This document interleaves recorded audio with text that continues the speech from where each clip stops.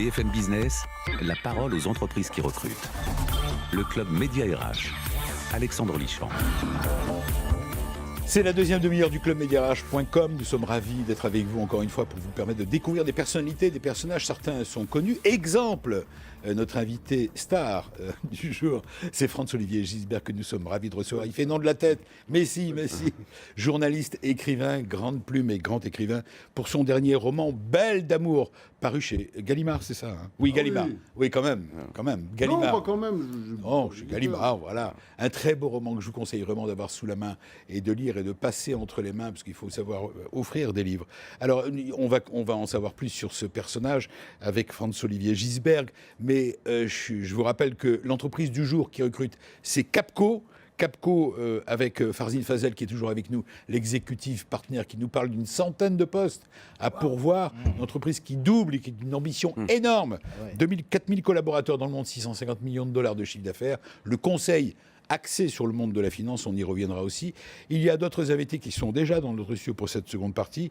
On donnera un coup de projecteur à la start-up cette fois qui recrute. C'est notre ami Nicolas Hernandez, cofondateur de 360 Learning, qui nous en parlera. Il est déjà là. Et nous sommes ravis également d'ouvrir une page, vous le savez, on le fait à chaque fois que c'est possible, sur l'innovation RH. Comment innover dans ce domaine. Et c'est le moment de retrouver Didier Gélanor. Voilà, c'est maintenant. BFM Business, le club Média RH. Innovation RH. Plus que jamais, la confiance en soi est un must dans notre épanouissement personnel et professionnel. Avec la volonté d'agir et de contribuer au succès des autres, Didier Gélanor, que vous allez découvrir dans quelques instants, a lancé le Tour de France de la confiance en soi. Ça s'est terminé le 23 mars dernier, c'est pas grave, on va en faire un bilan. D'autant qu'en octobre, il y aura un autre événement qu'il a l'intention de mener. Bonjour Didier Gélanor, je suis ravi de faire votre connaissance. Alors c'est étonnant cette idée de la confiance en soi. Oui, tout à fait. C'est parti comment cette idée d'un Tour de France de la confiance en soi? Très très bonne question, parce que moi j'ai personnellement manqué cruellement de confiance en moi. À quel moment de votre vie, quand vous étiez gamin? C'était quand j'étais jeune en fait, c'est-à-dire que je travaillais assez bien à l'école et du jour au lendemain, je ne sais pas pourquoi, j'ai raté mon examen. Et tout le monde dans ma salle de classe a réussi. J'étais le seul à ne pas l'avoir. C'est dur ça. Et finalement, après avoir énormément travaillé, je me suis rendu compte en fait c'était la volonté de ne pas sortir de mon clan, parce que malheureusement dans ma famille, personne n'avait eu cet examen. C'est fou. N'avait eu l'occasion de passer, d'arriver à ce niveau, c'est ça que vous voulez dire? Tout à fait. Et même de le réussir carrément. Oui. Et même carrément de le réussir. Vous savez, souvent on n'a pas envie de... On a un potentiel énorme, mais on ne sait pas pourquoi on a peut-être peur de réussir. Parce qu'il y a certains privilèges qui vont manquer. Et du coup, on n'y croit pas. On n'y croit pas. Et même souvent, on pense que c'est pas fait pour soi. Oui, on ne le mérite pas. C'est ça. Qu'est-ce qu'il est bien, notre ami, là. C'est ça. Je pense que on commence tous dans la vie avec une... Enfin, il y a des gosses qui ont confiance en eux. Moi, j'ai bien vu chez mes enfants. Mais d'autres, c'est juste leur... Moi, par exemple, je sais que j'étais d'une timidité maladive. Je me suis soigné depuis. Mais c'est-à-dire que je pouvais rien articuler en public. C'est-à-dire, à l'école, le prof me faisait venir au tableau. Je ne pouvais pas parler. J'avais la bouche sèche, etc. Et ça a continué encore très, très longtemps, quoi. Donc, vous avez raison. On lutte, on se bat contre soi-même. En fait, il faut apprendre à se battre contre soi-même pour perdre sa timidité, puis trouver aussi la confiance en soi qu'on n'a pas du tout au début, quoi. Alors, Didier Gélanor, donc c'est sur ce constat que donc vous étiez gamin, donc c'est ça, enfin plus jeune. Et même adolescent, oui. Et même adolescent. Ouais, alors, qu'est-ce qui s'est passé après? J'ai eu le plaisir et la chance de rencontrer une dame qui s'appelle Kina Hills, qui est une experte internationale en communication et influence. Ouais. Et j'ai passé une journée avec elle. Et cette journée-là, elle était pour moi révélatrice. J'ai appris ce jour-là qu'on peut développer sa confiance en soi. Et c'est comme ça que je me suis lancé dans le développement personnel, dans les formations. Et maintenant, ce que je fais aujourd'hui, c'est tout simplement d'aider ceux qui le souhaitent à développer cette confiance. Alors, vous êtes devenu, c'est ce qu'on m'a dit, une sorte de gourou, quoi. De gourou, vous allez, on vous voit dans des réunions, on vous voit enseigner la confiance en soi. Gourou, c'est le message. C'est trop. Je considérais que je suis plutôt un messager de la confiance en soi. C'est-à-dire que je veux juste apporter aux autres la possibilité de croire à leur potentiel, en fait. De se dire qu'on peut toujours progresser. Vous voulez dire que chacun en soi dispose de cette possibilité de confiance. C'est clair. Et cette confiance ouvre toutes les portes, c'est ça? Tout à fait, tout à fait. La vie devient beaucoup plus épanouissante, en fait. On a beaucoup plus de liberté quand on a confiance en soi. Alors, Didier Gélanor, ça dure 2 heures, je crois. On vous voit dans des salles, l'audace de réussir, vous passez un certain nombre de messages. Et comment est-ce que vous pouvez mesurer que ce sont des conférences, c'est ça? Oui, des conférences. Des conférences de 2 heures. Il y a un grand sommet de la motivation 14 et 15 octobre prochain à Paris. C'est étonnant comme Vous avez vu comment il est? Déjà, on a plus confiance en nous. Hein, tout ça. Merci, bravo, merci, votre simple présence nous apporte. Alors vous donnez des cours. Non, son sourire, son allant. Oui, il est là, quoi. On se dit, on va faire pareil. Ce sont des conférences de 2 heures que vous animez, Oui. vous-même. Oui, tout à fait, Voilà. c'est moi-même. Et comment est-ce qu'on mesure que ceux qui étaient dans la salle à qui vous avez transmis ce message, Ouais. eh bien, ont bien compris le message et que tout cela, ça fonctionne? C'est-à-dire Que vous leur avez donné confiance en eux. C'est une très très bonne question. La confiance en soi, en fait, elle est très très simple. C'est un sentiment. C'est une émotion. C'est un peu comme la joie, la tristesse. C'est-à-dire on se sent en confiance, j'ai confiance en moi, j'ai envie d'y aller. Et la meilleure façon de le savoir, c'est que c'est tout simplement, pour opérer un changement, il faut juste apporter une perception différente d'une situation. Ouais. Et ça, c'est une chose qui est très très facile à faire en fait, d'apporter ce changement de perception. Et justement, la prise de parole en public, quand on est en train de la faire, ce qu'on est en train de dire aux gens, c'est que voici la main, elle n'est pas seulement pâle, voici un autre côté que je vous présente. Et le fait de présenter ça aux gens, finalement, ils se disent « Ah ouais, c'est pas si mal que ça ». Mais pourquoi avez-vous voulu, vous, Didier, vous investir dans ce domaine-là, de transmettre ce message de la confiance en soi? Parce que vous le faites pour les entreprises, on l'a Pour bien les compris. entreprises et pour les particuliers. Pour les particuliers. Ouais. Mais votre idée, c'est de développer. Et vous le faites tout seul ou bien vous avez vous avez réussi à entraîner avec vous des compagnons qui enseignent aussi la confiance en soi? Pour l'instant, étant donné que c'est moi qui donne les conférences, je Oui. suis tout seul, mais j'ai autour de moi des mentors que je salue d'ailleurs, comme Thierry Boiron, Michel Poulart, Keina Hills, qui me soutiennent énormément dans cette initiative et qui croient beaucoup en moi. Et c'est justement ça qui me donne la possibilité de penser pour plus tard à... Alors, réaction autour de cette table, bien sûr. Et on va commencer par vous, Farzine Fazal. Oui, c'est très intéressant. Ce que je voulais savoir, c'est est-ce que c'est un concept que vous avez développé ou est-ce que c'est quelque chose qui existe ailleurs et que vous avez importé ici et comment ça se passe ailleurs? Est-ce que c'est Et bonne question. Voilà. Ouais, très très bonne question. C'est une idée, c'est-à-dire que c'est un concept que j'ai créé, c'est-à-dire que quand on parle de confiance en soi, la première chose qu'il faut travailler, à mon avis, c'est l'estime de soi. C'est-à-dire que les gens, ils ne pensent pas qu'ils méritent de réussir, en fait. Et lorsqu'on a une très bonne estime de nous-mêmes, on ne sait pas pourquoi, mais on est porté à accomplir des choses qui sont en rapport avec cette estime qu'on a de nous. Par contre, on peut avoir confiance en nous, mais si on n'a pas une belle estime de nous-mêmes, on va s'auto-saboter. Et de l'autre côté, il y a ce côté image de soi qui est tout simplement renvoyer aux autres ce qu'on pense. Est-ce que et ce maintenant, n'est la pas de la confiance en soi. psychanalyse un petit peu? Est-ce que c'est pas passer devant un psy? C'est une ça serait triade, pas en fait. pareil. C'est quoi la différence avec un psy qui vous redonne confiance? Redonner confiance. On dit redonner confiance en soi. Oui, tout à fait, tout à fait. Alors- Ben, la différence, à mon sens, j'en ai pas fait, Ouais. mais je sais que dans mon cas, c'est que ça se passe très très rapidement. Je pense que le changement, on n'est pas obligé d'attendre 1 an, 3 ans. La perception, elle peut changer au cours d'une conversation. Alors- et on se dit, super, je vais y aller, j'y crois. Je vais vous présenter, puis après je donnerai la parole à Franz-Olivier Gisbert. Je vous ai présenté l'autre invité qui vient d'entrer dans le studio. On va parler de sa start-up dans quelques instants. Nicolas Hernandez, vous entendez la confiance en soi. Quand on crée une entreprise et qu'on se lance comme ça dans une start-up, on va en parler. Est-ce qu'il en faut de la confiance en soi? Il en faut raisonnablement, il en faut un peu, et puis il faut être capable de douter. Je parlerai beaucoup de confiance dans les autres, dans l'équipe qu'on construit. Oui, c'est ce qu'on disait tout à l'heure par rapport aux collaborateurs. Il faut qu'on ait confiance en eux et qu'on se dise ils peuvent me remplacer. C'est ça? Oui, qu'on ait confiance dans le fait qu'ils sont capables de progresser aussi, qu'on ait envie de les aider à progresser et de former un collectif. Moi, je pense que je fais partie d'une génération où cette dimension de projet collectif et donc de confiance est hyper importante. C'est intéressant, Didier, ce que vient de dire Nicolas Hernandez. Vous dites confiance en soi, lui dit confiance en nous. Je dis qu'on est une société de groupe. Ouais. Est-ce que c'est pas finalement dans cet axe-là que vous pouvez aussi travailler, prendre des groupes en leur disant ayez confiance en vous? Justement, c'est-à-dire qu'implicitement, quand on parle de confiance en soi, ça implique la confiance aux autres, en fait. Parce que si vous n'avez pas confiance en vous, pourquoi les autres vont vous suivre, en fait? Pourquoi les autres vont vous suivre? Quand on parle de leadership, d'entrepreneuriat, il faut avoir la capacité à dire aux gens que voici la voie que je vous présente. Et si on doute, les gens ne vont pas nous suivre, en fait. Donc la confiance en soi, à mon sens, ça implique forcément la confiance aux autres. Et ça inspire la confiance aux autres. Franz-Olivier Gisbert, vous avez confiance en vous? depuis toujours. Oui, non, pas depuis toujours. Ah non, non, non, je l'ai acquis comme ça, je ne sais pas trop comment. Mais il y a une dimension, peut-être, que vous n'avez pas donnée jusqu'à présent, mais à mon avis, je suis sûr que vous la donnez aussi, c'est l'agressivité. Ouais. C'est-à-dire, au fond, vous l'avez très bien expliqué au début, Didier, c'est vous ne vouliez pas réussir un examen parce que vous ne vouliez pas sortir du lot. Parce que quand on sort du lot, dans votre famille, bien entendu, c'était bien pas sûr. par rapport Mais vous l'avez à la expliqué au classe, début. et dans votre famille, vous ne vouliez pas sortir du lot parce que vous avez peur des autres.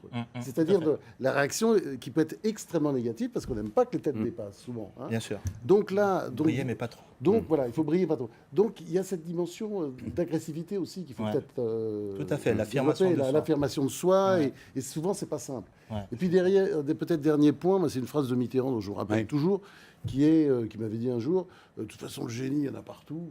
Le génie, vous regardez l'histoire de l'humanité, il y en a quand même un paquet, ça fait au moins 3-4 par siècle, parfois c'est 2, mais enfin il y en a. Le talent, tout le monde a du talent, c'est-à-dire chacun a un talent caché. Et au fond, qu'est-ce qui fait la différence? Le travail, l'obstination, la persévérance. Je crois que c'est ça un peu qui fait la différence. Vous êtes d'accord chacun autour de la table? Absolument. Farzine Fazel. Totalement. Enfin, Parce que là, vous recrutez. Je rappelle que Capcom. je ne savais pas que a du monde à François Mitterrand recruter. avait prononcé cette phrase, François Olivier, mais c'est exactement ce que je dis. Je dis, quelle que soit la génération, des gens talentueux, il y en a plein, des gens intelligents, il y en a plein. La différence, c'est celui qui en veut et qui bosse. Et oui, mais qui en veut, et là, il faut qu'il ait confiance en lui, souvent, c'est-à-dire, et donc il faut ajouter peut-être une dimension d'agressivité. Je suis sûr que vous leur prenez un peu Si, ça. si, vous si, dites la pas comme combativité, ça, la bien combativité, sûr, bien sûr. voilà. Parce que c'est pas Et puis, évident. parce que souvent on sort du lot et immédiatement il y a 400 personnes qui viennent vous cisailler, quoi. La raison, je posais la Allez, question sur par rapport au Farzine concept, c'est qu'il y a quand même une dimension culturelle. Tour de France de la confiance en soi. Cette notion de confiance en soi, je dirais, un anglo-saxon, un latin, un asiatique n'auront pas les mêmes perceptions, Définition, même. définitions de confiance en soi. Bonne question. Donc c'est pour ça que je posais la question, c'est est-ce que c'est quelque chose que vous avez importé ou quelque chose que vous avez développé? Et c'est assez important parce que lorsque vous avez, je regarde un petit peu les images, une audience avec une homogénéité culturelle, Oui. vous allez vous adresser à ce terreau culturel conscient ou inconscient. Vous ne pourrez pas avoir le même discours si vous avez un groupe d'Américains, un groupe d'Allemands, un groupe de Français. Bien sûr. C'est pas Didier Génard. voilà. Donc je pense qu'il y a quand même cette dimension culturelle qu'il faut absolument intégrer. D'où clair. j'aurais tiré ma question, c'est est-ce que quelque chose qui est plus une méthodologie qui a été importée et après on décline ça, ou est-ce que c'est quelque chose que vous avez développé? Répondez à la question. Ouais, bien sûr. Mais vous savez, aux États-Unis particulièrement, c'est go, go, go, tu peux y arriver. Ok. Mais si en France, la culture, elle est différente dans la mesure où je pense que l'estime de soi prend une place primordiale en France. Et c'est pour cette raison que je commence généralement par l'estime de soi. Et effectivement, quand on fait un discours, il faut bien sûr s'adapter au public. Et à mon sens, le problème majeur, c'est au niveau de l'estime. On se regarde devant le miroir et on se dit, j'y arriverai pas. Je ne suis pas assez beau, je ne suis pas à la hauteur, je n'ai pas assez de compétences. C'est pour ça que c'est cet angle-là que j'ai choisi. Mais c'est aussi, il faut Nicolas le dire, Hernandez. je pense qu'en France, il y a un vrai déficit dans l'apprentissage, dans la formation sur l'estime de soi. Nous, on a recruté récemment des Britanniques. Je peux vous dire que quand vous voyez des Britanniques, depuis l'âge de 5 ans, on leur a appris à se présenter, à se mettre en valeur, à expliquer qui ils sont. En France, on n'a pas ça. Et du coup, c'est très drôle parce qu'en recrutement, ce qui se passe, c'est qu'ils sont tous exceptionnels. Vous regardez les CV et puis ce qu'ils vous expliquent, vous avez l'impression que vous avez vu un champion, vous voulez le recruter.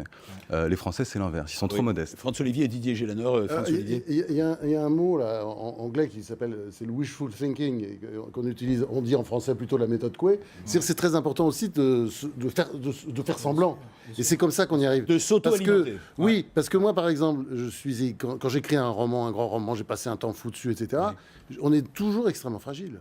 C'est-à-dire, on est toujours rongé par les doutes. Et ces doutes, ils ne doivent pas apparaître parce que, au fond, vous commencez à vous miner vous-même. Et donc, il y a une espèce de méthode Coué, en fait, qui joue pour tout le monde. Que ce soit pour les métiers d'artistes ou que ce soit pour les métiers dans l'économie. Didier Gélanor, encore un point avec vous. Je parlais du Tour de France parce qu'il faut qu'on arrive au bilan, que vous donniez les chiffres. Tour de France qui s'est terminé le 23 mars. Alors, bilan, c'est la deuxième édition, c'est ça? Deuxième édition. Alors, qu'est-ce que vous en avez tiré? Vous avez réuni combien de personnes? Donnez des chiffres, quelque chose de palpable. Il y a 420 cartes qui ont été distribuées, c'est-à-dire que dans chaque Participants, donc 420 personnes. Non. En termes de participants, on a eu à peu près 300. en sachant qu'il y a une ville où j'ai eu carrément 10 personnes dans la salle.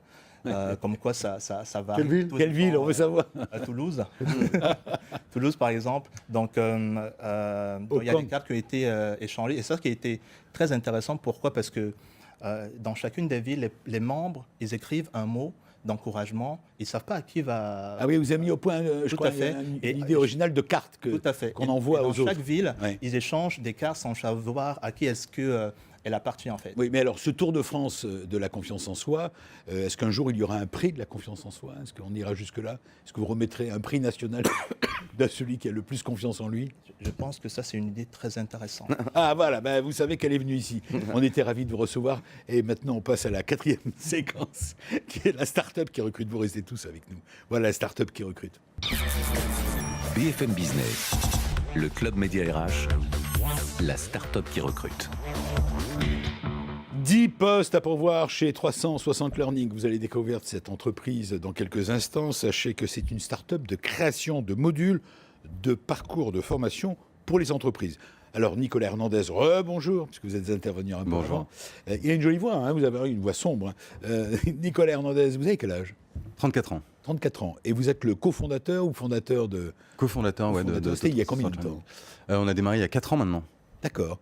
Quel est le point de départ du principe de votre 360 Learning? Et puis, pourquoi 360 Learning? Je parle du nom de la société. Alors nous, on fait du logiciel. On permet aux entreprises de créer des cours, des formations internes, souvent sur leur métier, donc leurs produits, leurs process. Et on a fait quelque chose, on a abaissé la difficulté, le coût de la création de cours en interne. Donc, vous êtes dans une entreprise... On a un exemple concret, voilà. Voilà, tout à fait. Vous êtes directeur des ventes. Il y a un nouveau produit qui sort dans votre entreprise. Vous avez 2000 sales partout dans le monde. Il faut les former, sinon ils ne vont pas vendre. Et bien là, vous pouvez créer rapidement la formation, créer un test, mettre... c'est vous qui allez le faire. C'est pas nous. Nous, on fait le logiciel. Oui. Le client, le directeur des ventes, il va lui-même créer sa formation. Non, mais vous l'aidez, il n'est pas tout seul devant l'écran. Alors, on l'accompagne. Oui, c'est ce que je veux dire, vous l'aidez. On l'accompagne à comprendre le logiciel. À remplir notre métier, c'est du software, c'est la technologie. On l'aide donc à créer rapidement, créer facilement ses cours, à les diffuser et à avoir du feedback, à échanger avec ses forces de vente sur le terrain. Le sales peut lui dire, bah non, là tu m'as expliqué ça dans la formation, mais ce que tu m'as expliqué, ça marche pas. Parce que voilà ce que le client répond. Et donc, il a ce feedback et c'est précieux pour lui. Et ça marche. Et aujourd'hui, vous êtes combien dans l'entreprise? Alors aujourd'hui, on est 60. On était 30 il y a un an. On vend ça aujourd'hui en France. On a un peu plus de 300 clients. On est présent dans la moitié des boîtes du CAC 40. On a la chance d'avoir trouvé notre marché, notre business model. Et là, on est dans la phase de croissance. Vous recherchez combien de personnes? 10, je l'ai dit. Mais qui précisément? Alors, des ingénieurs, des product managers, des sales. C'est quoi un sales? Ah, des vendeurs. Voilà, vous le dites en anglais. Oui, alors c'est vrai que dans le software, en France, il y a la culture commerciale n'est pas hyper développée. Le job de sales, de vente, de vendeur, n'est pas hyper valorisé. Et quand on dit vendeur, on pense à vendez-moi un stylo. Le job de sales dans le software est un job technique, valorisant, intelligent. Il faut avoir confiance en soi. Il faut pas forcément. On a ce cliché du sales qui est quelqu'un d'expansif. Un sales, c'est quelqu'un d'analytique qui écoute et qui résout le problème du client. Est-ce que vous avez les moyens de vos ambitions? C'est-à-dire, comment voulez-vous attirer des candidats aujourd'hui? Votre entreprise, elle est récente, hein, c'est bien ça? Oui, tout à fait. On a 4 ans. Voilà. Vous êtes bien installé, vous êtes sur un marché porteur. C'est un marché porteur? On est en croissance sur un beau marché. Comment vous les attirez, les candidats, avec quoi? Alors moi, je vais vous dire, êtes une start-up. Vous parliez de management depuis tout à l'heure. J'ai aucune expérience en management, donc on est obligé d'y aller de manière très modeste et d'apprendre. On a aujourd'hui, la moyenne d'âge, c'est 28 ans. Donc on apprend en marchant tous ensemble. La culture qu'on met en place... C'est ça la start-up. C'est ça, exactement. Mais le travail de mettre en place une culture d'entreprise, je dirais de nouvelle génération et qui répond aux attentes de la nouvelle génération, c'est ça le challenge. C'est ça qui fait que demain, le meilleur dit je vais aller là-bas, parce qu'il n'y a pas de politique, il y a de la transparence, on est jugé sur ce qu'on délivre vraiment, et donc c'est là-bas que je veux aller pour me développer. C'est chez... C'est chez moi, c'est chez nous. Voilà. Jamais il se penche sur le micro, c'est chez nous, c'est à moi. Et juste encore un mot, puis je donne la parole aux autres invités. Les profils que vous recherchez, chez vous. Voilà, on en recherche des gens qui sont motivés. Et puis qui sont calmes. Mais les profils, c'est quoi? C'est des ingénieurs, c'est ça? Des ingénieurs, des sales, des gens créatifs aussi au product management. Et les qualités, des gens calmes qui ont envie de s'intégrer? Voilà, rationnels, analytiques, calmes, bienveillants. qui font passer Et vous le leur promettez collectif, quoi Vous leur d'abord. promettez quoi? Un projet collectif qui a du sens. Vous savez, demain, l'éducation, on parle, là, j'entends parler tous les jours des problèmes de la France. Les problèmes de la France, l'emploi, demain, si on veut pas que les salaires en France s'alignent sur les salaires en Chine ou en Afrique, il faut créer des emplois qualifiés. Et ça, c'est par l'éducation. Les challenges de la santé, c'est par l'éducation et la formation qu'on va les résoudre. Le challenge de la haine, du terrorisme, c'est par l'éducation et la formation. En fait, tout se ramène à l'éducation et la formation. On n'en parle pas aujourd'hui dans le débat politique. Moi, je peux vous dire qu'il y a des gens qui sont en train de construire le monde de demain. C'est ça le projet qu'on propose. François-Olivier. Bah, lui, il n'a pas besoin de passer chez Didier, hein, parce qu'on a la confiance en soi, on a l'impression qu'il a fait ça toute sa vie, et bravo au chapeau. Hein, ouais, ouais. Ah oui, chapeau. La classe, hein, ouais, ouais. Tout à fait. Merci. Oui, C'est pas le cas. J'étais moi aussi. J'ai dû. Vous je êtes suis un coaché. ancien. En fait, je suis un ancien coaché timide. par des gens comme vous qui me coachent parce que cet Il n'y a exercice. pas besoin, là, faut pas, là, vous êtes... Faut que j'arrête. On a l'impression C'est trop. on a l'impression que vous êtes né, là, c'est formidable, puis c'est C'était pas clair, le cas. c'est C'était pas le intéressant. vous savez Farzine, parler, ouais. un mot. Oui, non, mais c'est Vous très venez intéressant. Le manager va juger. votre Non, manager. je suis ravi de découvrir ça. On parlait un petit peu avant l'émission. Nous avons démarré notre société il y a quelques années dans les mêmes conditions. Nous étions, Roland, ils vont même moins. On a démarré la société en 98 avec une vingtaine de personnes. Donc voilà. Je pense que un des enjeux des startups. Et vous êtes 4000 aujourd'hui. Voilà. Nous sommes 4000 aujourd'hui. On le souhaite à 300. Oui, j'ai pas de doute. Je pense que c'est à partir du moment où vous avez les talents, un bon business model et l'envie, ça arrive. Je pense que la gestion de la croissance, parce qu'à un moment donné, je dirais, une entreprise passe des paliers. Et une boîte de 60, c'est pas la même personne, c'est pas la même chose que une boîte de 500, qui est pas la même chose qu'une boîte de 5000, et ainsi de suite. Donc cette gestion de palier et continuer à conserver cette fraîcheur et cet état d'esprit de start-up, c'est hyper important. Alors, 10 postes à pourvoir chez 360 Learning, 100 postes à pourvoir chez Capco. Vous recrutez, vous aussi, dans la confiance en soi? Vous-même. On est presque à la fin de cette émission et je vous le souhaite. Et je voudrais terminer par faire un petit tour de piste avant le générique de fin. Rappelez que Capco, donc je l'ai dit, 100 postes, on peut vous retrouver sur le site mediarage.com, on peut vous retrouver sur le site de Capco, capco.com, j'imagine. Absolument. Voilà, et on peut postuler et on peut espérer. C'est vous qui recrutez vous qui recevez, vous pouvez... Pas directement, mais un certain nombre. Il y a des équipes, Ceci dit, oui. il y a des équipes et puis les gens peuvent postuler directement Voilà. sur le site. Alors, et chez vous, pour vous, 360 Learning, vous n'avez pas répondu pour le nom de la boîte 360 Learning. Ça veut dire quoi? D'où vient le nom? Oui. C'est de la formation ouverte à 360, mais en réalité, 360 degrés, je vais d'accord. vous dire la vérité. En 2013, on cherchait peut le un dire. nom. Et puis on a pris le nom où le nom de domaine était libre. Ça, c'est la vérité. Ah, c'est un grand classique. Ça tombe bien, c'est beau. Vous avez une adresse également de site. C'est Tout à fait, 360learning.com. 360learning.com. 360learning.com. Tout Voilà. à fait. On vous souhaite le meilleur. On est ravis Merci. de vous avoir reçu. On espère bien que parmi les auditeurs et téléspectateurs de BFM Business, ils seront nombreux à vouloir envie de vous contacter. On a bien entendu votre philosophie. Vous dites on est une nouvelle génération. On apporte de nouvelles choses. Vous, la confiance en soi, alors, prochaine étape au mois d'octobre, c'est quoi votre site? C'est Il ne sait pas. le grand sommet de la motivation. Le grand sommet de la motivation. .com. .com, c'est ça. Ah, c'est vrai, en plus? Ouais, non, c'est .fr. Ah non, mais il y a un site qui s'appelle le Grand Sommet de la Motivation, c'est incroyable. .fr. Franz-Olivier Gisbert, je termine bien sûr par vous, l'invité témoin de l'émission pour votre livre Belle d'amour, que j'ai beaucoup aimé. Bien sûr, il y a le prologue, l'épilogue. Il faut avoir envie de s'impliquer dans l'histoire. Et je le répète, c'est une langue écrite. C'est du français écrit. Et on voit bien la source, l'origine de l'écrivain que vous êtes. Mais il y a aussi l'histoire. Moi, je suis vraiment un écrivain à histoire. C'est-à-dire, je Bien crois sûr. vraiment qu'aux histoires, un début, une fin. on sent qu'il y a toujours. vous êtes inscrit vous êtes allé dans une bibliothèque, donc vous avez toutes les Ah bibliothèques. bah forcément, mais il y a Pour une aller préparation, chercher bien sûr. pour aller chercher avoir- les histoires. Oui, puis que ce Dans soit. l'histoire. Et même quand les personnages historiques qui sont là, quand ils parlent, il faut que ce soit comme ils parlaient, quoi. Vous voyez, parce qu'il y en a quand même, notamment sur Saint-Louis, Louis IX, il y a énormément de chroniqueurs qui nous ont raconté, voilà, à tel moment il a dit ça, sa mère Blanche de Cassis, c'était pareil. Mais c'est vrai que ça, ce sont les personnages historiques, mais il y a évidemment, moi dans ce livre, les personnages principaux ne sont pas historiques, ils Bien sortent sûr, de ma c'est un tête roman, c'est un roman. totalement Tiffen. Fanny, évidemment, elle n'a jamais existé. C'est un roman d'amour, d'eau fraîche, et avec des rebondissements. Mais dites-moi, Toutes les 5 minutes. Il faut des rebondissements. Moi, j'ai besoin de... Ça, je pense Faut que ça bouge. Les livres aujourd'hui, oui. Il y a tellement de livres, vous voyez, où on s'ennuie dès la première page, on a l'impression d'avoir déjà lu l'histoire. Donc, je pense que si on veut que la littérature continue à porter, parce qu'elle apporte énormément dans la littérature, il faut vraiment être très exigeant. Et penser au lecteur, écrire pour le lecteur. Moi, j'écris pas pour la postérité ou pour l'académie ou tout ce que vous voulez. J'écris pour le lecteur que je chéris. Merci, cher lecteur. Merci. C'est grâce à vous que je suis vivant. Il y a l'histoire qui se passe donc au Moyen-Âge et puis il y a l'histoire d'aujourd'hui. Et ça se termine dans la dernière page 372. Le soir, j'ai parlé de tout cela à Sonia, que j'ai invitée à la pizzeria du Cercle des Nageurs. Oui, mon restaurant préféré à Marseille, d'ailleurs, absolument.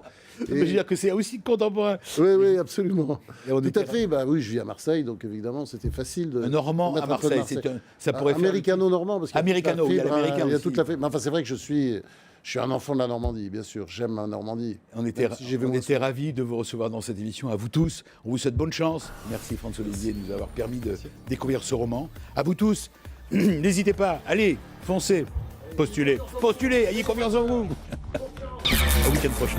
BFM Business, le club Média RH, la parole aux entreprises qui recrutent.